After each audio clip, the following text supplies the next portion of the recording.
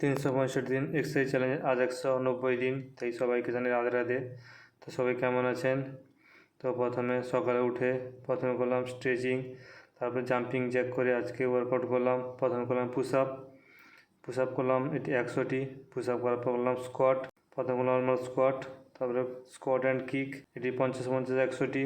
তো ওয়ার্কআউট করার পর আজকে বাড়ির কাজ শেষ করলাম, সেগুলি ভিডিও রেকর্ডিং করা হয়নি। তারপর আজকে সন্ধ্যের সময় করলাম লেগস ওয়ার্কআউট। তো প্রথমে স্ট্রেচিং করে ওয়ার্ম আপ করলাম জাম্পিং স্কোয়াট দিয়ে, তারপর করলাম ওয়েট নিয়ে স্কোয়াট, তারপরে স্পিড স্কোয়াট 3টি করে সেট, প্রত্যেকটি সেটে 20 রেপিটেশান।